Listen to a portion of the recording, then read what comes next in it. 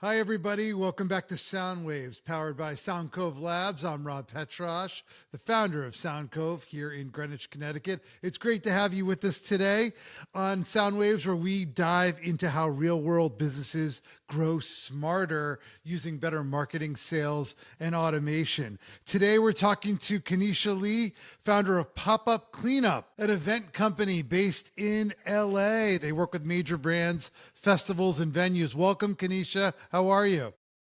Great, thank you. Thanks for having me, Rob, and happy to be here. Yeah, it's great to have you. So let's jump right in. What inspired Pop-Up Cleanup, and how did you spot an opportunity in event cleaning? Yeah, so easy.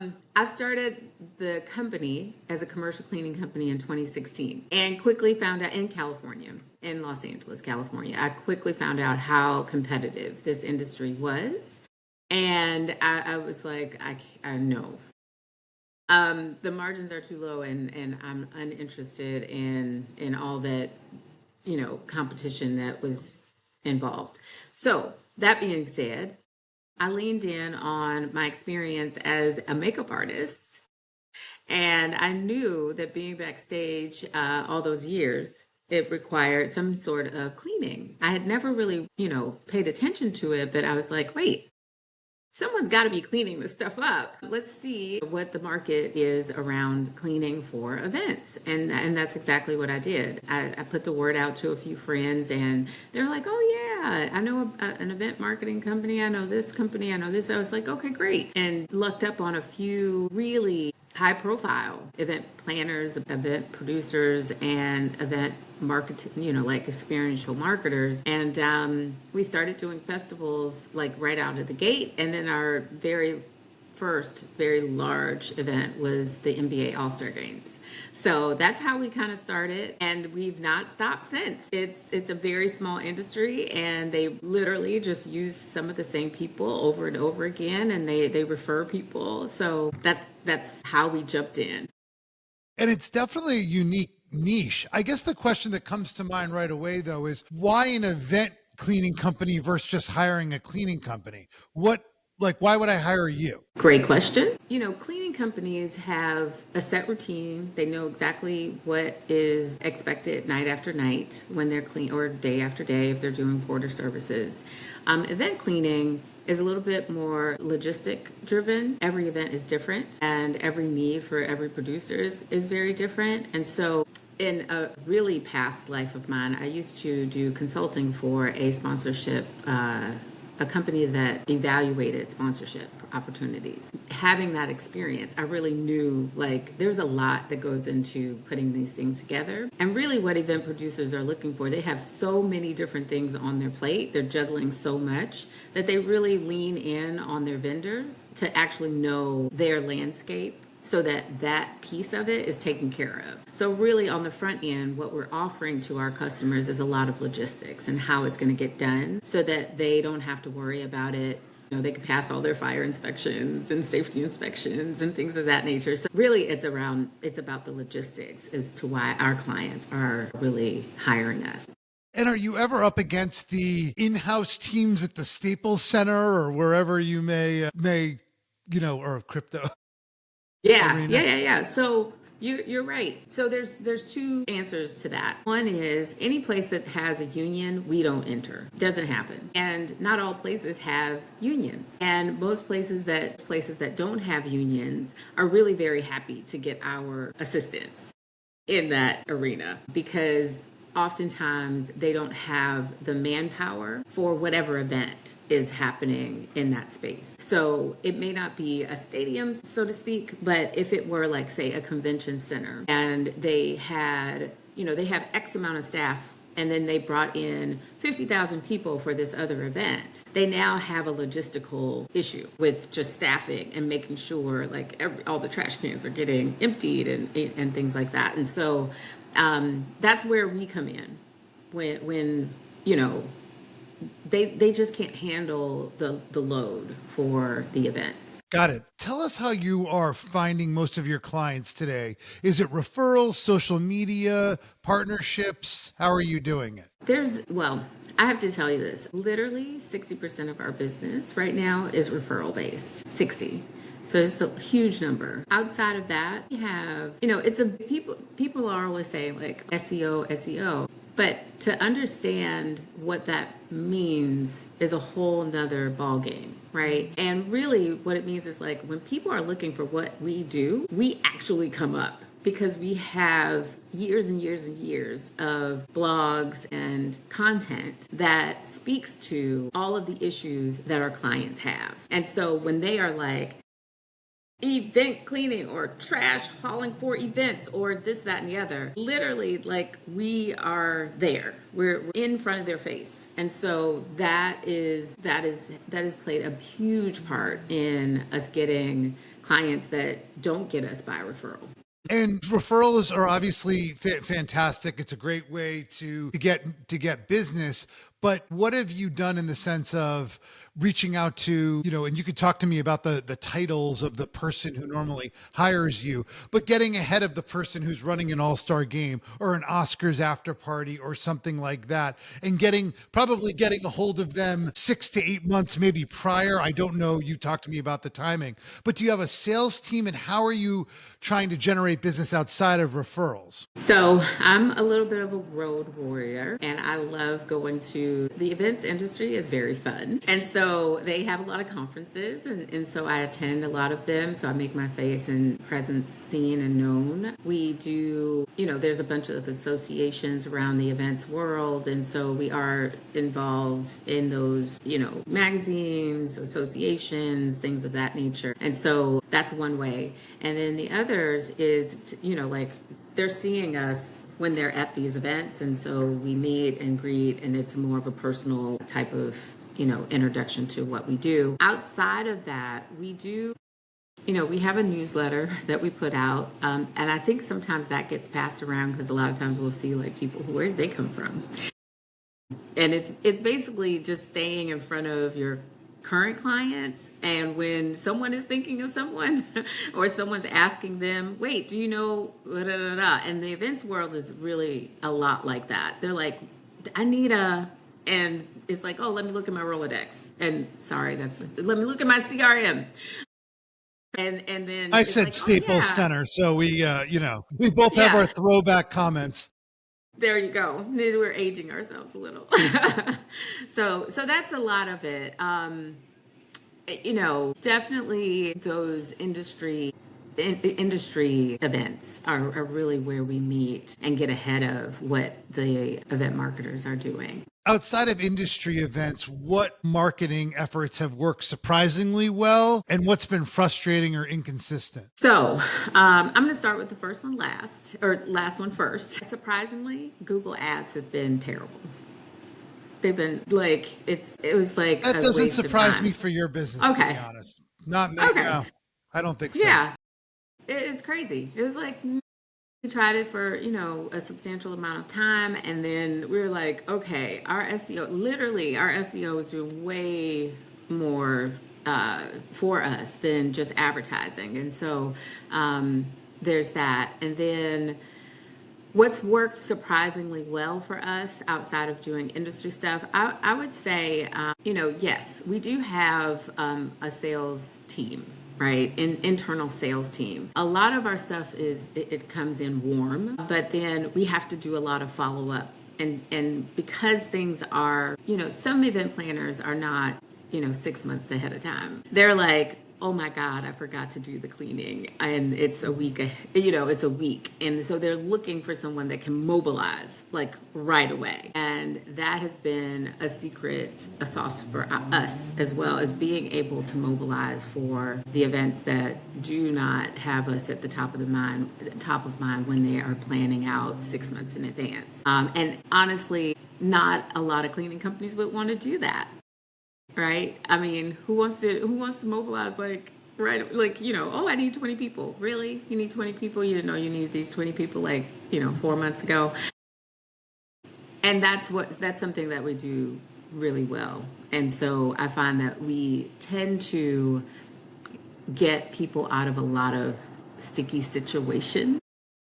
And so we become like the hero or the savior. And so that also increases our, callback or, referral Hmm. business from our clients as well. I love that. And so it sounds like you're prepared for the last minute call. You don't freak out when you get it. It seems almost more common than not, right? It does. It's crazy. And I mean, you would think some of the really larger events that it would be just like secondhand. Like, of course you thought of that. And that's not always the case. Yeah, I'm almost thinking about a marketing campaign that talks about getting ahead of this so you're not in this position. That's where my marketing hack goes to at this moment. But super interesting. Again, I think that's it makes you unique, and that you're prepared for it is even better. So I love that. Let's change gears a little bit. Just, you talked about your internal sales team and your sales systems. Walk us through your sales process when that lead, even if it's warm, comes in to contract signed. Who manages that follow up? Is it automated? Is it manual? What's the process once the contract is signed from your team? Well, we have geez, thank you. Like, honestly, we use a project management tool to handle once contract is signed. And so, yes, there are a lot of moving parts once that contract is signed. From the person who closed the deal to our fulfillment team, it's a matter of getting, all the logistical information from the salesperson to our fulfillment team and making sure we understand it properly. And then having contact with the people that will be on site to make sure that even the person that was like signing the contract knows, like, oh yeah, no, we actually need 50 or 100 trash boxes or whatever the case may be. So all of our team has a special skill and training in communication and like digging for information, and not just taking things for face value. So even if it says like, oh, we have 6 people and we see that 6 people that for a space of like 100,000 square feet, and you're going to have maybe 20,000 people in that, they're going to go back to the salesperson and say, you know what, I think you want to go back and let the client know that 6 people for 20,000 people, it might not be enough, so it's going to look like trash while your people are walking around. And so it's really about digging. They really have I train my people on a list of questions to find out use open-ended questions to dig deeper, and then like hone it in once we're getting closer and closer to the day. Our CRM the project management tool that we use is Zoho. It's great. I keep everything encapsulated in there, whether it's from our questionnaire that we have people fill out, and then walk them through to contract sign, all the way through to execution. And then I think what has us get more business as well is our reviews. And we're really good about following up with our clients after the event. And we want to hear like what's terrible. Tell us what's bad so that we can get better and we can execute on things that we didn't think of, while they were going on at their site. But we're always looking to get better. And so those reviews are reviews, but also feedback is always necessary from our clients. I love that you're gathering that feedback. What do you think the biggest thing is holding you back from closing more of the ideal fit accounts? Wow. So I'm going to take it back to what we were just talking about. Literally, this has been top of mind forever. It's those clients that know they need us, but then they wait or they don't really figure out like they need us. And I've been like, okay, well, maybe I'll do a podcast. Hey guys, think of this beforehand. This is what you don't want to run into.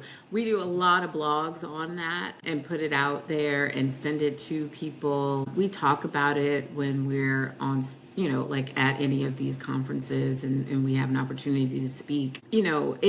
I am also surprised. I know another industry that also has this issue in this particular market, and that's security. Every event needs security. But the Yeah. more I talk to security people, they're like, no, they call us like 3 weeks ahead of time. It's shocking. So, I would say, how do we get ahead of people putting these really great things together and not thinking through, like, how is this going to end? Right? What's the Right. end result? They get fined up the wazoo from cities or event venues or whatever for not having things cleaned properly or sent back to them the same way they received it. And then they're looking like, what? So maybe just giving them that scare tactic of like, hey, this might cost you $20,000 and you could have spent $10,000 on cleaning. Yeah. I was going to ask you about fines. I was thinking of that to your exact point, almost as a marketing angle of avoid fines by getting ahead of this, but they're probably too focused on the ice sculptures. Right. That's right. And ice sculptures are great. And it's like, but who's gonna mop it up? Who's gonna mop it up? It's Right. melting. Someone's got to It's mop it up. melting. Yeah. Cool. Switching gears a little bit, a lot of our founders love to talk about operations and automation. And listen, you're in a business that I think is going to be one of the last to be affected by AI and or disrupted at least. But so there's still a lot of manual parts to your business. If you could wave your magic wand on automation, and this could be anything, marketing, sales, chatbots, invoicing, what's a part of your business you would love to add more automation to? I've tried the chat box. We haven't gotten a lot of traction with it as far as our clients like asking it questions so that it can build on that knowledge more. I put in what we know to be the answers, but I haven't had much engagement.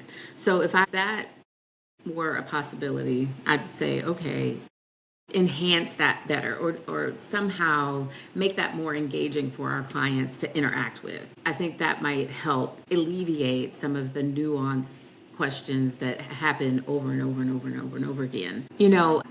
I work with right now an incredible IT consultant who has helped us really think about and implement things that we normally would have to do manually on the back end or, on the front end, I should say, front end or yeah.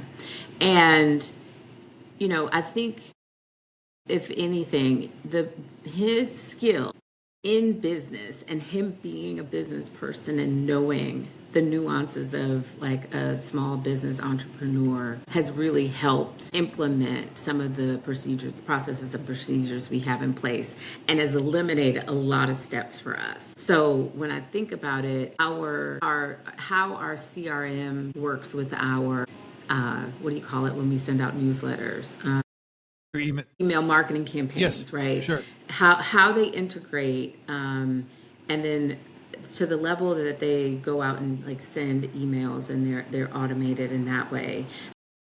He's done a great job.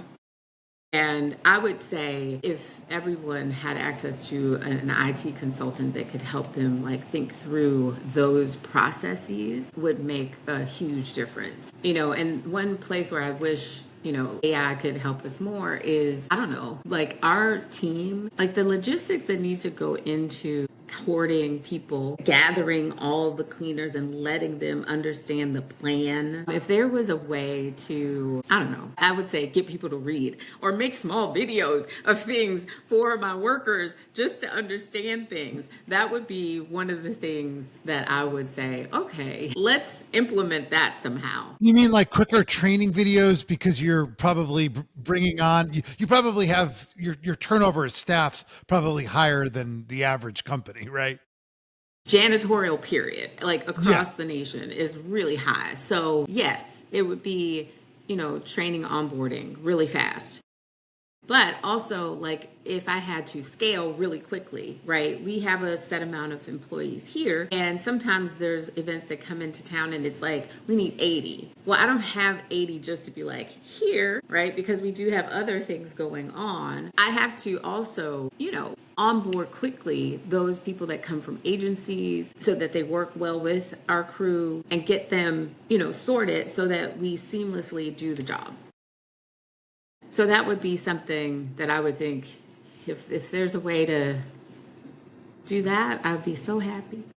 There is. There is. Okay. But I love it. I love the way you're thinking and and again, like I just overall, when we talk to founders about this all the time, I think what most impressed me most is if you just say commercial cleaning, that is a very broad term. What you did very well is you found a niche within a very big industry and really attacked it. And that's something we try and coach some of our clients to do. And I think that there's a big learning there. And as we wrap up today, I think I would love for you to maybe give some advice to that person. Either maybe they're in corporate right now considering their next act, or maybe they're just looking to start a business. What advice do you have to someone who's kind of sitting on the sidelines right now and maybe wants to take the leap? Yikes. So that's a really great question. What advice would I give? So I would say if you're thinking about getting into business, you have to be a little bit crazy. And so just accept that. You literally in the beginning will have everything against you, right? All the headwinds will be against you. Everyone will be like, what are you talking about? All of that. And you got to kind of prepare yourself for people not understanding and you following through on what you feel is what you know in your heart there is to do. That's the first thing. The second thing I think has been one of the things that has made us so far successful is I continuously keep networking and learning, especially networking with people that are in your industry, not in your industry, around your industry, because your network really will grow the business. It'll grow whatever it is that you're looking to grow. And then, to this day, I have a coach that coaches me on business. We're right now working on enterprise value, which I had no clue. There are things in business, if you're first starting out, you have to understand you are not going to know things. And you have to be okay with not knowing them, but asking questions and not feeling like you should know them. There's no reason why you should know them. There's none at all. I am literally 9 going on 10 years into this. I still don't know a lot of things. And I have to keep telling my staff that. It's they look to me for answers and I'm like, I don't know. We have to learn. We have to learn about it. There are some advantages we have right now in AI in trying to reduce that learning curve. The real issue, I think, is if you don't know the questions to ask, it's a blind spot that you'll never know to ask AI for. That's why you have to keep in touch with people that know and have been doing stuff and do things in different industries and keep learning. Yeah, I love that. No, listen, it's great advice. I think to sum up what you said, your network is your net worth, and it's okay not to have all the answers. And I very much agree with both of those. As you grow, and it's tough, but getting started is typically the hardest part for so many people. So that's right. I think you gave great advice. Well, again, congrats on all your success. We really appreciate you coming on Sound Waves today. And please tell our audience, especially our California audience, who's going to throw an Oscars, Grammys, NBA, whatever it may be, after party, how they can find you. Awesome. So I'm Kenesha Lee, founder and CEO of PopUp Clean Up.